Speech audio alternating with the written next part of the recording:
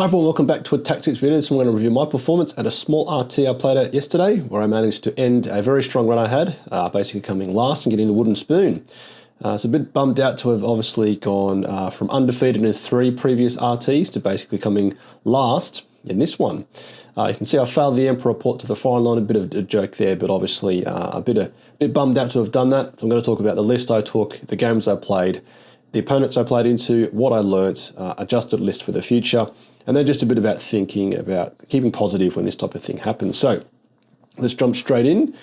This was an 18-person RT at Darkfire Cafe in St Albans, just outside of London in the UK. A great place to go and play because typically quite a relaxed scene there. So this is the list I took. Very sort of boring, basic combined arms, and I've joked with a lot of you online and in person that I like boring Warhammer, playing pretty boring list in the sense of like combined arms.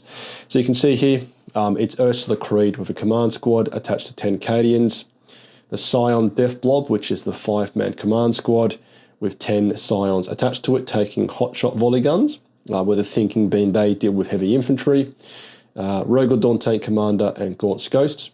It's then 1, 2, 3 jungle fighters, one of which is always an Autorix for the scout move, 2 Death Corps of Krieg, all of these are 10-man squads, a mortar squad, 5 Rough Riders, trying those out for the first time, 2 Leman Russ battle tanks, an Extermin Leman Russ, and one I was trying out was also a Leman Russ Punisher. So you can see this is typical of the style of play I like to usually follow, which is MSU or minimum size units, if you want to call it, or multiple small units, if you want to call it that, where basically I like loads of trash, being able to contest primary and feed stuff out quite early and often to basically play the secondary game and also deny my opponent's primary. So yeah, basically I'll just sort of jump to what I'll think about in the back end of the video is basically these units here is what I'm reconsidering already. And then actually, as we look at in the later slides, I will basically suggest quite an adjustment to the overall army list I take. So the first mission was taken, hold and hidden supplies. So you can see 6 objective markers in search and destroy. A very sort of standard layout here, and basically 6 objective markers with take and hold means you can usually score quite well in primary. So my first opponent was a great guy called Stephen, Mr. Heron. He plays Chaos Demons and Shadow Legions. This is the new This is the new detachment, as I discovered from the Grotmist detachments, I believe. We're basically, and I can't tell you exactly what they do, but basically all of the different Chaos Demon Legions get different buffs. But basically the key thing that was really cool was the Bloodthirster can uppy downy, basically comes and kills something, comes up, goes down. But then overall from this list, compared to the typical demon lists I've played, it wasn't monster heavy. It only had Be'lakor, who's an absolute beefcake, Bloodthirster is a beefcake, and then this Rendmaster on Bloodthrone, which is basically a chariot dude. And then beyond that, there's actually loads and loads of like relatively effective units. They've all got invul saves, most of them. And then interestingly, an occultist mob, 2 Havocs, 2 Havoc squads with heavy las cannons or Havoc las cannons, and then a sorcerer. And this was a really cool unit. It's got loads of like shots coming out of him, strips cover, and actually does a fair bit of dackers. So a very interesting list to play into. When I looked at this to start, I was like, I actually think I can play an even game into this. So going back to the map, basically, and I'm not going to go through the typical layout because I want to go through this quite quickly, is basically I fed basically stuff out quite early. And basically I turned off Stephen's primary for most of the game, and we can see in a moment that obviously changes. But basically my idea in this map was basically to keep him always on a 5 in the first turns 2 and 3, maybe even 4, definitely not 5, and crucially because I went first. So if you go first, you need to be somewhat offensive because in the last turn, your opponent scores at the end. And if they just keep enough resources to the end, they can basically score maximum primary at the end of the game. And it's enough often to swing things back, yeah? So I had that in mind, so I was like, well, I've got to push quite hard and quite early to basically make sure that Stephen's primary isn't doing that well. Something else I was aware of, having played only 1 practice game before this, actually, was that my secondaries typically are quite poor. Weirdly, I often score primary quite well, and that makes sense because I've got loads of OC, but then my secondaries were doing quite poorly. Yeah, so basically I started off, I fed loads of OC out. Basically, I was like chucking stuff into the middle because I got area denial early. I was doing a very good job of screening stuff out fully because I knew vaguely that he can uppy downy stuff and basically deep strike loads of evil big monsters around. And basically I had, at the early part of the game, I basically had units basically all through here. So basically Stephen pushed into his deployment zone, but obviously knowing that once the heavy stuff comes out, it'll basically clear out all the trash that had been laid out. So jumping, and I could click one key fun moment of all of this was actually I had the Rogel Dawn tank commander here, and this is what's typically always deployed. That's the only place it can actually fit and maneuver its way out because it can't go through there, it can't go through there. So it's always deployed here in this deployment map. And basically he had his Bloodthirster come in here, butcher some dudes, deep strike back there and march forward. And Stephen asked me, it's like, could the Rogel Dawn kill this guy in Overwatch? And I'm like, potentially, because obviously lethal hits is lethal hits and basically means you go straight onto the saving throw. So given the amount of DACA I've got, it could happen. So basically he moved forward the Bloodthirster, came here. I rolled the multi-mill just to start and rolled 3 6s. And I was like, well, I'm so sorry. And then Stephen rolled, I think, a 1, a 2, and a 3 on his invul save, and he re-rolled one of those and got another 2 or something. And I rolled X amount of damage covers. Obviously, he was within melter range, so a flat 6 or flat 2 times 3 is 6. Then the additional damage roll, suddenly I just one-shotted the Bloodthirster in Overwatch. So we both giggled about that. It was a very fun moment to experience. And as I said to Stephen, it's like, you can't pick that because that's just pure casino dice. So with that all in mind, how did this go? Let's get straight to the results. But basically, I actually lost this by a point. So as you can see here, the concept conceptually was that, I scored well on primary in turns 2 and 3. Stephen scored poorly on turns 2 and 3 because basically I was just turning off all these objectives with OC trash. And you can see, interestingly, in this mission, basically my secondary game was quite strong. Granted, getting containment first 1 is ridiculous. Area denial turn 1 and you went first is ridiculous. It's fantastic. Secure no man's land and actually sabotage. This is worth discussing, actually, because this is where knowing your opponent's army to a degree, what they can do, is important. So basically, the reason why sabotage failed here is because I actually had Gaunt's Ghosts positioning this objective in this terrain piece here, basically doing the secondary action, sabotage, within a terrain feature. And I actually had Augur also ingressed in turn 2, a Lehman Russ battle tank here. Now, I was super worried about basically him deep striking something here. So basically fed out 2 of Gaunt's Ghosts just along here. So basically he couldn't get anything decent in this big gap here. Now, he basically had Be'lakor there. And I didn't even think about Be'lakor moving and shooting. I thought Be'lakor was just a big, nasty, choppy boy. So basically, he moved Be'lakor up within 12 inches, used his lashing tendrils or something, and basically did like a gazillion wounds. Granted their AP3. I think I had a cover save, but even then, I basically lost all of Gaunt's Ghost in one goal. Even with stealth, basically one-shotted them. So that was, and I said to Stephen, I did not know he could do that, and it's like, it happens. So I think, if actually, and you can see the scores in a second, if I just sabotaged in here, he probably still couldn't have got to me with Deep Strike because he only had big stuff in Deep Strike. They wouldn't have been able to get within that area there. So actually that was a complete misplay. And you can actually see, if I'd scored that 3 points, I would have actually won this by obviously 2 points. And likewise, interesting at the end, overwhelming force. He actually had enough stuff on objectives, but given I didn't have much stuff left alive, I actually struggled to basically kill enough stuff. And you can see again, if I killed one more unit, I would have scored 2 more points and won that by 1 point. So yeah, that was obviously, and with this type of loss, you can't be upset because it's like only 1 point. And we both agreed it was a fantastic match, basically going backwards and forwards. And at the end of it, I didn't have much left. I think Stephen won the material war. And you got to obviously see I basically paid for that by basically throwing out loads of OC to secure my primary, turn off his primary. But obviously a loss is a loss, yeah. So, but again, 1 point loss, you're like, meh, it happens. Cool, so the next mission is then Linchpin and prepared positions again on Search and Destroy.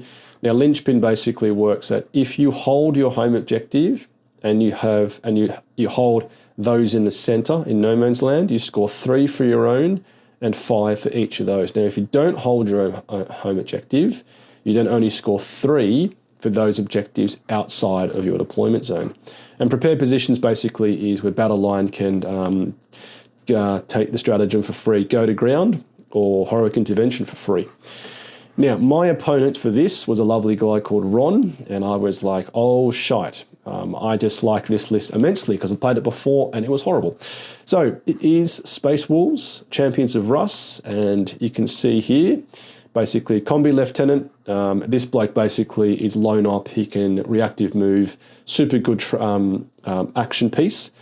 It's then Lord Grimoire and Storm Rider. It's then 1, 2, 3 Thunderwolf battle leaders. It's then a Wolf Lord. It's then Intercessors, Infiltrators, an Invader ATV, and Scout Squad, 2 Scout Squads. And basically they're all his scoring pieces, yeah? Now, this is where the list gets super tasty.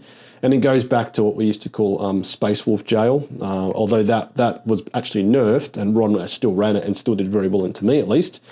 It's then 1, 2, 3 blobs of Thunderwolf Cavalry. It's then 3 squads of 5 Wolfen. And Wolfen basically the guys are at the frag launchers, and basically I think they've got a 4-op save and 2 wounds. And obviously the Thunderwolf Cavalry have got 4 wounds and their toughness 5. And the key thing here is that they can blood surge. So once per game, I believe, basically once you've shot them, they can move D6. And also within the wider army, he can also reactive move as well on 1 unit. So a very aggressive list, which basically really sort of rewards just rushing your opponent. So deployment. Okay, so I took a somewhat more of a better screening approach to this. I basically had a Taurox here. And actually, before I jump ahead, the key thing that unbuckled this entire game for me was actually this bloke here. I think that Logan Grimoire on Storm Rider, he could basically, he has an ability, I believe, where he can basically rapid ingress 1 turn ahead, if that makes sense. So basically he can arrive from deep strike in inverted commas or ingress a turn earlier. And I believe that's basically his ability. Or it could have been actually one of the this guy.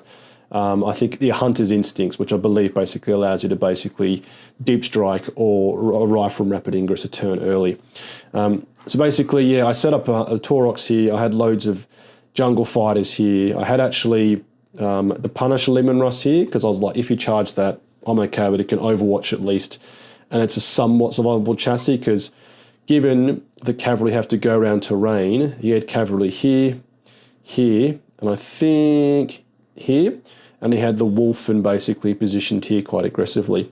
So Ron went first and basically bum rushed the Wolfen, which can basically advance and charge. They basically ended up here, and then they ended up over there. So some Wolfen went into the tank there, and the other Wolfen actually made their way into my lines here and touched some, I think the mortar team, which I deployed quite aggressively, but I didn't care about because going into power armor, mortar teams do basically nothing. Right, from there, basically, a key thing I totally forgot was basically I didn't screen effectively here. So I had the Lemon Rice Exterminator here with a Rogel Dawn back there, and I had some dudes along here as well. And basically, Logan Grimoire basically arrived with his big bunch of friends and basically rerolled the charge into that Lemon Rice Exterminator and basically killed that tank, pushed his way in here, and basically, for a lot of the game, which I thoroughly disliked, is basically... Yeah, basically had me pinned in here. I actually managed to deal with the wolf in here, basically killed the wolf in that basically were just stuck here. I murdered eventually all the guys on that tank there. But basically the overall shape of the game basically went out is that Logan Grimoire and his mates basically pushed their way through here, chewed through the Lemon Rice Exterminator, chewed through the Attilian Rough Riders, finally chewed through the Rogel Dawn Tank Commander. Now over here basically he had another big blob of the dudes come through here, and I managed to sort of contain those to a degree. But at its core, and actually before I show the scores, which was a loss, is I actually managed to basically fight my way out eventually. And Gaunt's Ghosts, I think, in this were pretty key, because given they can uppy, downy, and do stuff, they actually did a fair bit of work, and actually, interestingly, I deep striked the Scion Death Blob here, and then I murdered the wolf in there, basically charging this objective. And actually, when you see the scores, this wasn't as big a loss as I was mentally accepting, and actually played this similar list before back at the LGT, London Grand Tournament, all the way last September, I think it was, and I got completely battered in that. I think I lost like 95 to 50. But as we look at the scores, I actually lost only by 59 to 78. So you can see basically my opponent Ron, his primary was consistently pretty good. You can see he scored 3-5, but interestingly, as we sort of talk about it, is you can see I basically just scored my home, but Ron was only scoring basically his home and one other, so I was able to basically turn off primary for I still managed to turn off his primary to a degree for most of the game, but obviously you can see at the end, because I basically had nothing left. I literally had at the end of the game, I think I had Ursula got eaten there. And then I think I had Gaunt's Ghost and some Cadians here and one tank over there. So basically he scored, obviously, he held his home, he held two in the centre, 2 in No Man's Land. And interestingly, I basically managed to score 6 at the end by basically having a tank here, charging Gaunt's Ghost, which just was left with Gaunt, onto this objective and shooting them with some Cadians, which I reinforced. But yeah, a fairly big loss, but you can see, interestingly, my secondary still performed well, which does kind of show that I basically managed to basically, as said, sort of fight my way out and actually still do stuff. But again, granted, overwhelming force, you're killing stuff. No prisoners, you're killing stuff. Behind enemy lines, I managed to do that quite well. But yeah, you can see obviously where it fell apart was the primary. A 37 to 15 is just an absolute trashing. And basically, I think the key thing which basically made this game fall apart was basically completely forgetting what Ron did tell me, is that he could turn one deep strike or a rapid ingress. Because if I knew that, I obviously would have put some jungle fighters here, scout, move them out a bit aggressively. And this will feed directly into what I'm going to think about when it comes to major list adjustments. Because I've actually got a teams tournament in the beginning of May. I need to get my list in order. So a defeat there, which was a tough defeat. Yeah, a 59-78 isn't a total trashing, but it is a big enough defeat to sort of be worried. Okay, the last game is Scorched Earth on whatever this one's called in the Spied Leadership, where basically means if your warlord is outside of your deployment zone, they give +1 leadership to all your pals.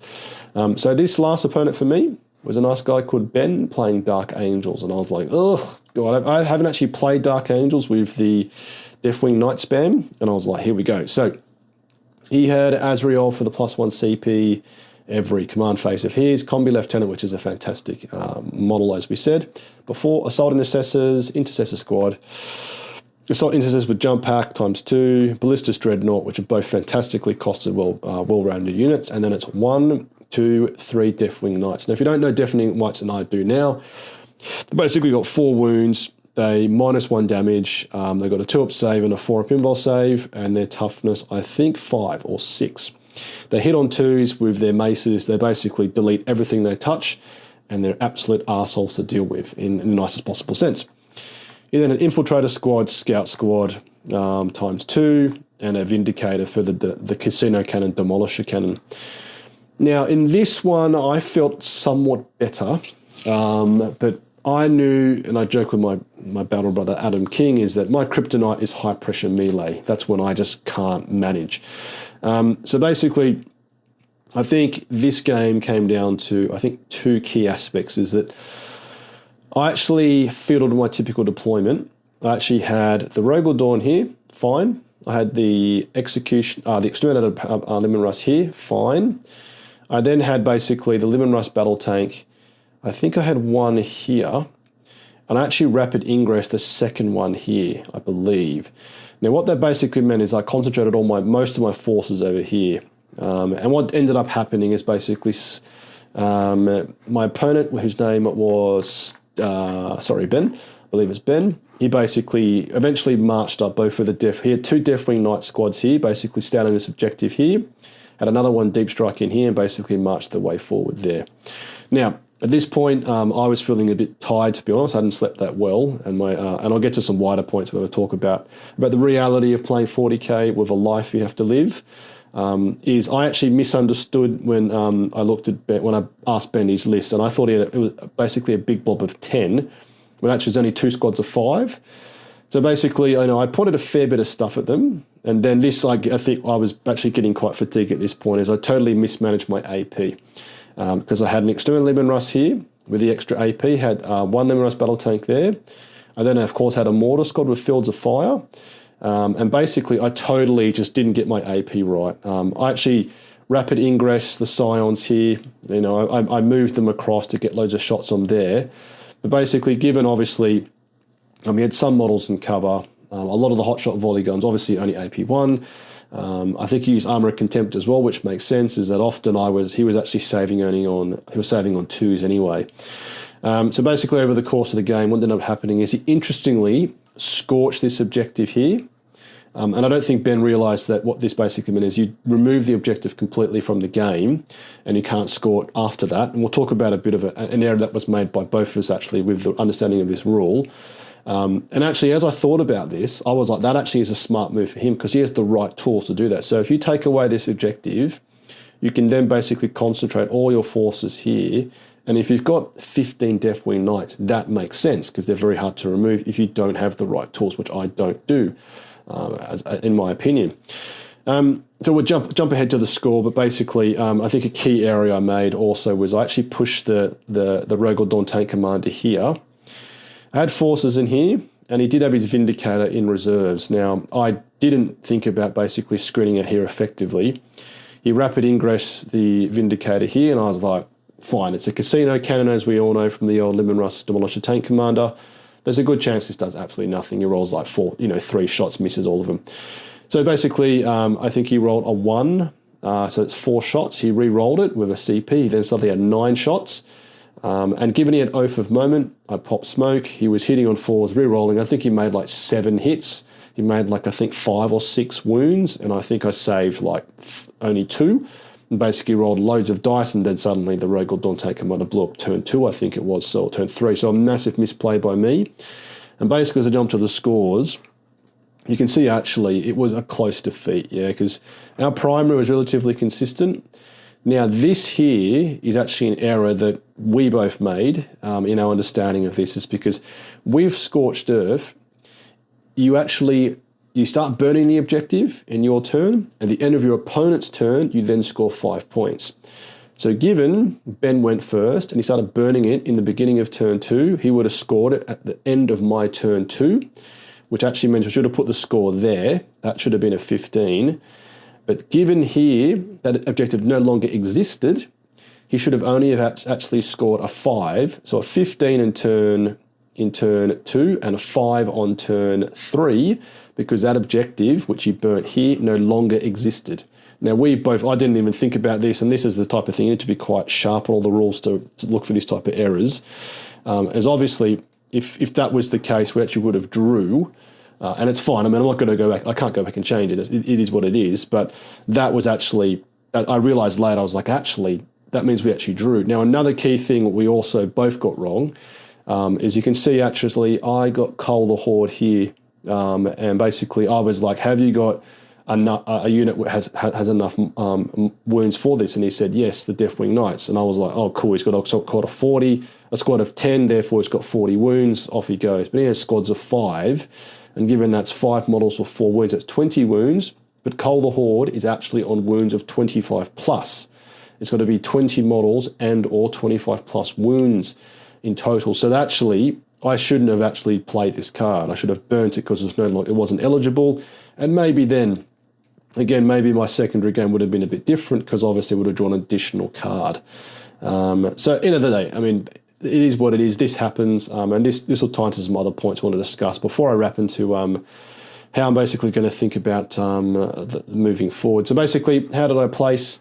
I actually came last. I don't believe this chap here, his results contributed, but I did get the wooden spoon, so all good fun, and also received a ticket for a free ticket to the next game, another RT they're on. So that's always nice. So before I go on to basically the list adjustments, I do want to actually say, and before I reflect on everything, actually another chap I met who's nice to see him was Tom. So he actually came second So I joked with Tom that basically we balanced each other out. So per 50% win rate, go guard. So we're doing a good service for the next balanced data slate. And we'll just quickly look at Tom's lists because it's really good to see a different sort of approach to it. So fluffy combined list, which I know is a joke, Tom. That's not that fluffy, but we'll get to that. So Rhaegar Dawn Tank Commander Ursula Creed. Okay, very, very minimalistic when it comes to headquarters. Battle Liners, Jungle Fighters, a 20-man blob of Death Corps, a 10-man blob of Death Corps, 1-2 Chimeras with Flamers, Hellhound, Kazkin times 3 with Melters, 1-2 Leman Russ battle tanks with multi-melters, Autocan Leman Russ, 2 Rattling Sniper squads by 5, and then Aquilans. So as you can see from Tom's list, it probably isn't that, crazy. The only stuff and I'm actually thinking about this, having gone what I went through, is I think these definitely have merit here, these two units. But again, you can see from what Tom plays, this is honest Warhammer. There's no major tricks here. There's not mass infantry spam or mass tank company spam. It's a very honest list in inverted commas. So great to see Tom, obviously, basically picking up the challenge of Jeff, having everyone his end of the tables and actually coming second. So fantastic performance by Tom. Right, so then getting into basically how I think about this type of thing. So I'm trying to be an adult here. I'm at the age of 40, I can do this type of thing. Is that, you're going to go through instances where you suffer defeat, and you need to be able to sort of manage that. So as I said, I basically went undefeated in 3 RTs before this. One 2 weekends before, another one a couple of months ago, and one back in December. So I was feeling pretty confident going into this. Now, outside of obviously Warhammer, I've got a 2-year-old daughter, and also I work a pretty relatively stressful job at times. It's not always stressful. It's stressful right now. So this month, April, has been very, very tough on my brain. And basically, as soon as I finish work, I just want to do nothing. So basically, I've had no practice. I practiced once on TTS with my battle brother Adam King, and also weirdly, I just wasn't feeling 40k. I just wasn't excited about it, to be honest. And actually, I was kind of regretting actually booking this RT because it's an Easter weekend. I would have preferred to be at home, done some more renovations, or spent time with my daughter. So I just wasn't feeling it. I didn't get much sleep the night before. I stayed up late watching basically a movie, and then my daughter woke up, I think, at 2 a.m., cried for an hour. So I wasn't in the best mental state. So that's basically, I think, you have to be realistic with yourself. It's okay to lose. It's okay to come last. But as long as you're learning things from what happened, and again, I can clearly identify, okay, the Demons match.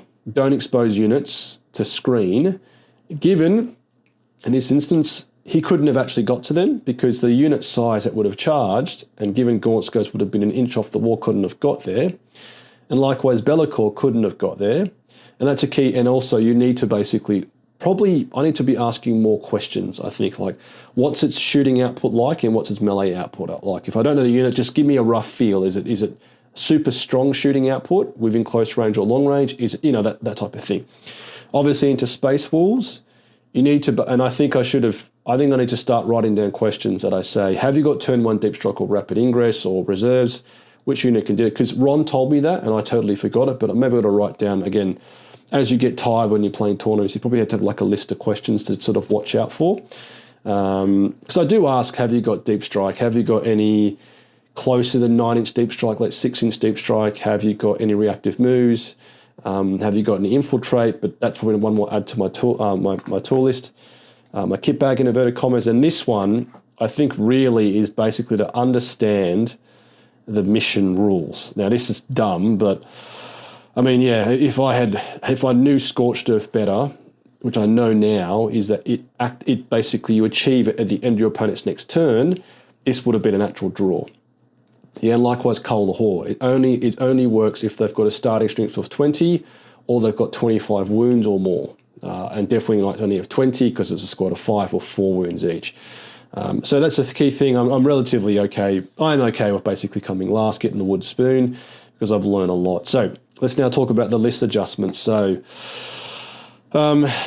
basically, okay, let's start off with one. So the Punisher, and I've got a cool video up on this, is that I just felt this model didn't do enough. Now, the dev wounds were cute. They definitely came up a bit. But for 25 points less, I can take the Hellhound, which is going to buff the rest of my army because it strips cover, of course. Yeah, the Punisher is an independent unit. Now, granted, in this matchups, it probably didn't have a chance to shine. I did find 3 triple flamers actually not as strong as I'd liked.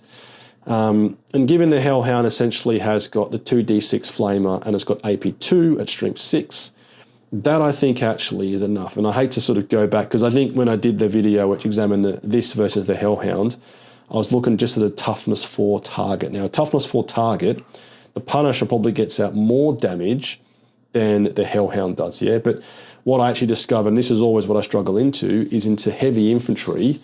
The Punisher actually, heavy infantry or elite units like Thunderwolf Cavalry, given it's only wounding on, I think, 4s rather, versus the Hellhound will be wounding on 3s, that probably is a tipping point.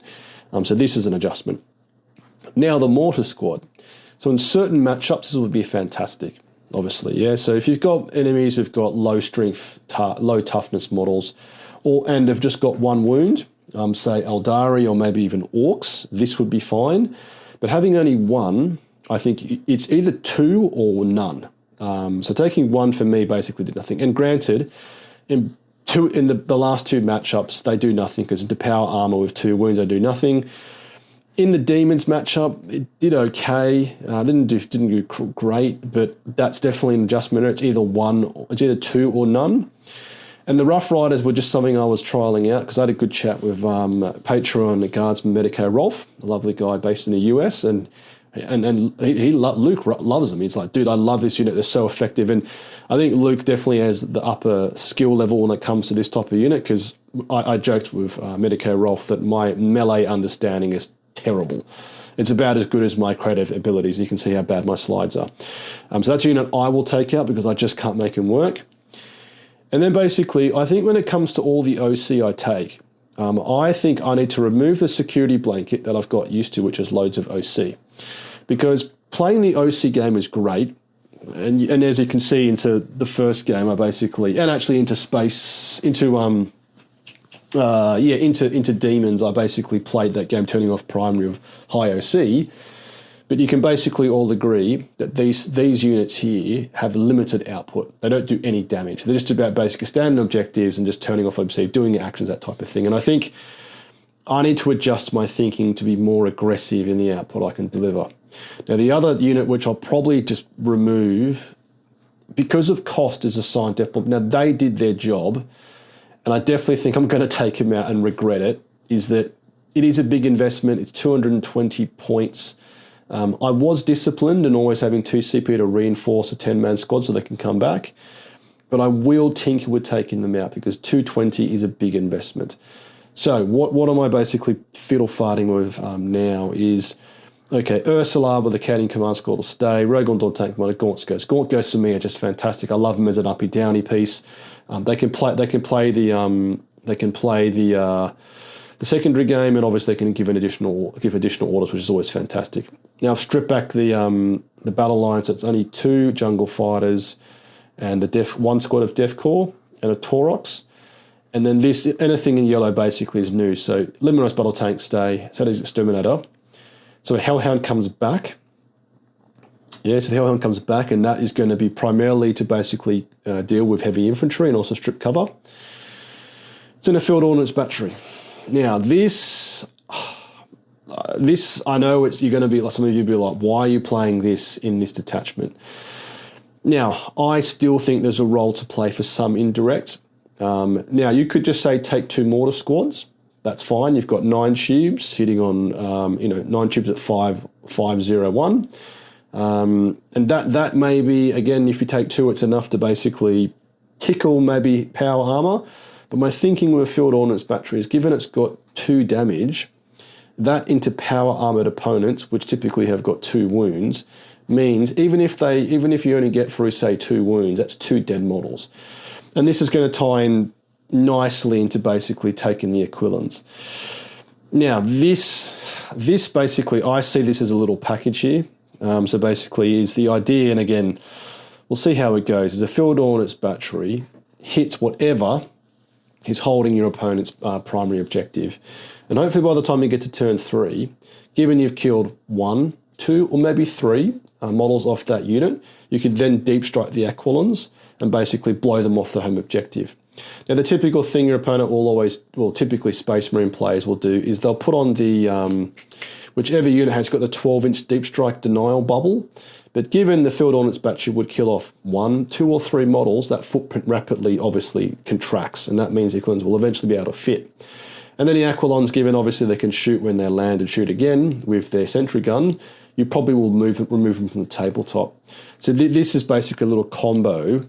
I think I'm going to definitely, I need to rush paint a Field Ordnance Battery, which would be nice to paint because I've had it now for as long as the 9th edition Codex has been out when I bought the launch kit. But again, you could say, Jeff, just take mortars, but I do want a unit which basically will do something into every opponent in inverted commas. Okay, into Custodies, they probably won't do much, but, into Space Marines, which I feel definitely, if you're based in the UK, it feels like quite a Space Marine meta at the moment. There's loads of Space Marine players. As you do want a unit which basically will pick up Space Marines as opposed to mortars, which will just plink off a wound, leave a guy alive. Now, the other units, let's quickly speak about. So the Ratlings. Now, I've never really valued them that much, but given I had the experience, as I spoke about, into Rodden with his Space Walls, is, you could actually use the same intention with Gaunt's Ghost. They could basically be imagine if you play World Eaters, whenever we get a new Codex and they've got the aggressive scout move, and you could maybe just sacrifice Gaunt's Ghost for that. That's fine, but actually, is it better just to sacrifice 60-point Ratlings? And the answer is absolutely yes. Because they, again, you can basically play the game, string them across the battlefield, turn off your opponent's infiltrate and or scout moves, and if your opponent go first, kill some Ratlings, cool, they kill some Ratlings and they're stuck out in the open, as opposed to basically gumming you up in your deployment zone like I experienced. Now, the Krieg Engineers, and in previous videos I spoke about them coming out, but I kind of feel, and I'm going to probably regret this when I look at it, is that I kind of feel this and the Inquisitor, just because I've got the points, is somewhat of an answer in different units in dealing with heavy infantry. Now, give me your perspective, because I'm not really sure about this, and I think actually this is enough points to basically take the Silent Death Blob, is Krieg Engineers get free grenades. They get a 3-up extra mortal wounds. Okay, it's a 3-up, but it's not guaranteed. The Kazkin can throw grenades, obviously in a separate turn. The Melter Mine obviously is very tasty. And they've got enough DAC of themselves to sort of tickle things. And the Inquisitor, just simply because they got the points. In this one, you can take, I think, a combi weapon. So you get an anti-infantry 4+ dev wound, rapid fire. You then get some sort of like torrent flamer thing, which does dev wounds. And I actually was dabbling with the Inquisitor, do I take Draxus, who does dev wounds? Do I take Cotiers, because he strips cover plus does dev wounds, that type of thing? Is that I kind of feel this might be able to deal with heavy infantry maybe as effectively as Scions. And maybe I'll get more value out of it, because then it's 3 independent units, as opposed to one big blob of dudes. So this is what I'm dabbling with. I'm really not sure about it. I'd love to hear your perspective if you've got a different take on this, but combined arms, I think I always have to lean into basically MSU, so lots of dudes, lots of units, and this is obviously lots of units, lots of dudes. So if I went back to the Scion Death Blob, I'm basically removing all these. Let's just take this back, put the Scion Death Blob, and I basically still have a relatively high unit count, but this is going to become... it's a different...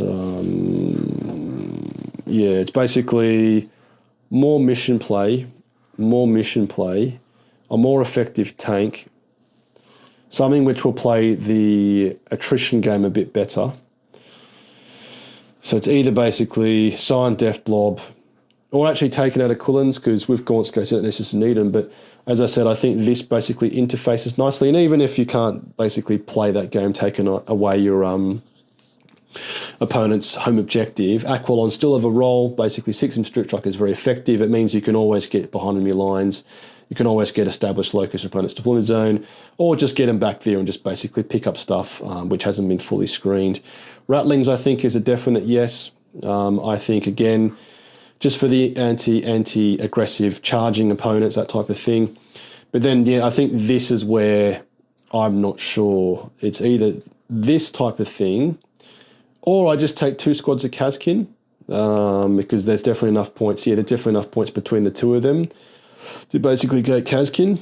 But I'm not sure. So yeah, you can really see I've taken away the security blanket of basically not much OC. So only 1, 2, 3 battle line, or 10 man, with a lot more basically. If I just take this back, it's let's say Gornsko secondaries and mission play. Their mission play, their game control in inverted commas. That's like the traditional stuff there. Field ordnance batteries, attrition. This is obviously heavy armor, and then I need to think about this. So that's where I'm at. Yeah, so, I think it's good to sort of suffer a couple of defeats like I obviously did, to sort of reset your mental state, to basically realise, because again, this is something I'm happy to sort of openly admit, is I felt like in all of the previous RTs, I had relatively good matchups. I had matchups that I had experience into armies I was confident into, and to be completely, this is just the reality of it, is probably into opponents who weren't as practiced as I was at that point. And definitely when I played into Stephen, who's a very good Chaos Demons player, he was probably better than me from an experience point of view. Ron was a very competent player as well, with a very strong list. And then Ben probably wasn't as practiced as I was, but given he's got Deathwing Knights, they're just very resilient. So I think it's always good to sort of get pushed back down, and then you've got to sort of work your way back up again. But yeah, so yeah, hopefully interesting to hear that experience. Not as exciting as basically coming second or third and going undefeated, but coming last, getting the wooden spoon, but always important to reflect. So what do you think? What's your perspective? Love to hear your reflections on not doing well or doing great. I'd love to hear what you think about list redesign, because I'm honestly really not sure. I've got all these little pockets of change. As I said, I think Rattlings definitely is an inclusion. Aquilans, do I need those? I'm like, I don't know. Field Ordnance Battery, I'm like, ugh, don't know. Inquisitor definitely is not an absolute yes. Kazkin are probably a yes. Krieg Engineers are maybe, but I'm just like, why don't I just keep the Signed Death Blob? Because it's expensive, but for me it works. But even then, like they couldn't get through Deathwing Knights. But maybe the reality is that no one can get through Deathwing Knights unless you've got mega high output combat, which a lot of armies do. They just chuck in some super nasty combat dudes and they'll clean up Deathwing Knights. So anyway, hopefully interesting hearing me rambling and reflecting on that. And if you enjoy this video and want to support me, you can do sort of a like, comment, or by subscribing. Or just watching into my other YouTube videos. I'm a true variety channel covering everything from the tactics, like this stuff here, the hobby with kit bashing, painting, and assembling videos, and also lore, where I bring my ex-Australian military experience to life, to sort of bring to life the lore of 40k. So super thanks to my patrons, and you can become a patron member if you wish, and get a miniature assigned to you in the Patreon roll call at the end of each video. Or if you're super excited, you could basically buy some dice from me. Have these printed by the fantastic guys and gals in the US by Dice Baron, some custom dice. Just look in the description below. You basically send me an email and I'll post them over to you anywhere in the world via payment on a PayPal link. So super thanks to my current supporters, patrons, and channel members. I really appreciate you motivating me to make more videos. Let's get your bayonet sharp, last gun oiled. Faith for the Emperor strong. Patron platoon, sound off. Tank Commander Glenn. Tank Commander Mitchell. Tank Commander Watchdog Van Etten. Lieutenant Burke Nielsen. Lieutenant Smith, Colour Sergeant DuPont, Sergeants Adal, Scott, the Colonel Merrill, Veterans Gibson, Hall, Lundeen, Guardsman Beard, Coquelin, Easingwood, Hills, Lyons, Malik, Nitton, Medicae Rolfe, Tontkin, Conscripts England, Evan Gunn, Goodwin, Honorary Members Balgrim King, Syker Smith, Cyan Gaylard, Aquilon Nassim.